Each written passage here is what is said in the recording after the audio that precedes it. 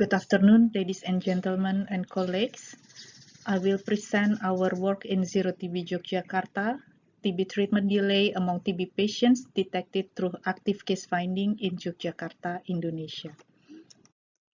Active case finding is recommended to detect more TB cases, especially those who have not accessed the health facilities and also among people with higher risk to get TB. Among the estimated new cases in 2020, less than half were detected and reported. The missing ones may not be reported or may not be detected. So the TB detection in the active case finding normally should be followed by immediate treatment if we want to cut the transmission. But there are challenges to start treatment among TB patients detected in ACF. Zero TB Yogyakarta is an initiative of Gadjah Mada University and the health offices in Yogyakarta to contribute to the TB elimination through the principles of find, treat, prevent. So it should be comprehensive, and it includes a range of activities from TB active case finding with X-ray screening, contact investigation, TB screening in Posyandu, and also we provide technical support so the health workers in the Puskesmas can diagnose and treat TB immediately. We provided or we initiated TB preventive treatment in the beginning to all household contacts with short-term regimen. Now it continued by the health facilities because it becomes the national recommendation. Other activities include preparing young community health workers, communication through social media and website. We operate electronic database from our activities, and also we conduct operational research to integrate new tools in our activities. We conduct our activities in Yogyakarta City and Kulon Progo. In terms of populations, there are not different numbers, but Yogyakarta City is smaller than Kulon Progo area, so it was operationally easier to do the active case finding in the city than in the Kulon Progo. However, both districts had the ongoing health systems to take care of TB, and they have also GeneXpert referral centers accessible by all Puskesmas. The estimated TB case number were more than 1,000 in 2018, but the case detection and notification never reached that estimated number. We do the active case finding on the targeted populations, the urban slum, prisoners, people living in congregated settings, elderly homes, and PLHIV. In our screening algorithm, Zero TB is responsible for screening until the finding of presumptive TB patients, and we use the symptom screening and X-ray screening. If they have more than 2 weeks of cough or hemoptysis or suggestive chest X-ray, then they become presumptive TB, and to whom we requested a sputum sample for GeneXpert.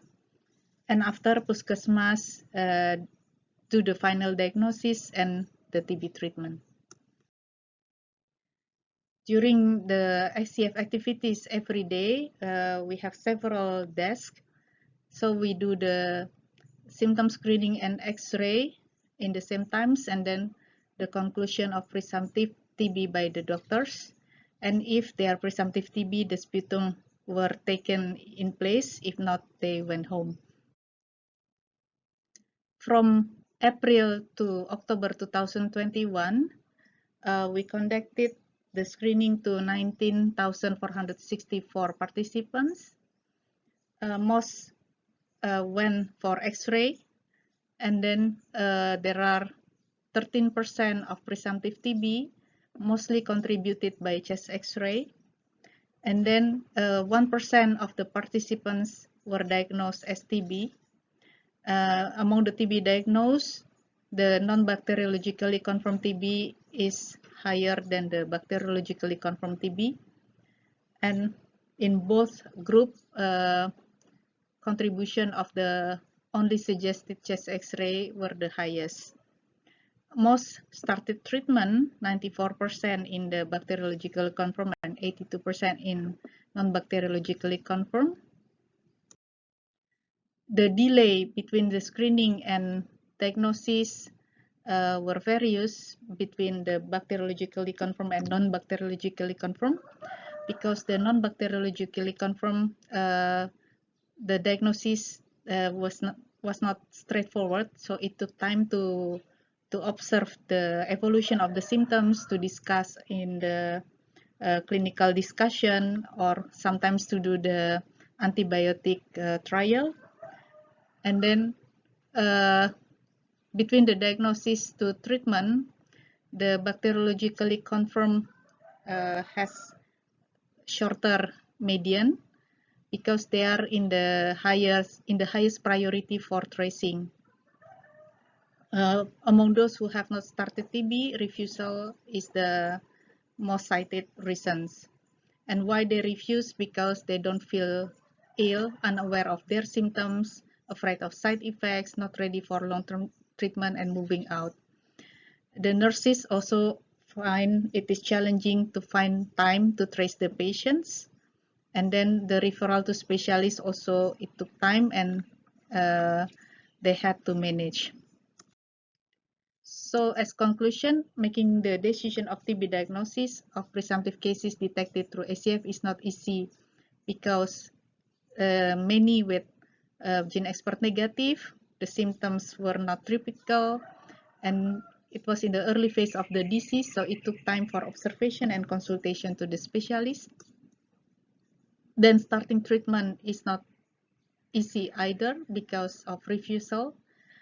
And then what we have to do, I think we need to train more and more health workers to integrate the chest X-ray screening information to strengthen the diagnosis. So it's an additional tools, but the doctors and primary health workers need to have the new habits to use it.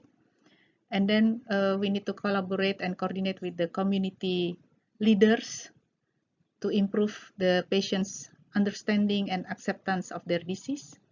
And when we conduct active case finding, we have to put in mind that the further we look for, we will find earlier cases, and it is not easy to diagnose. Thank you.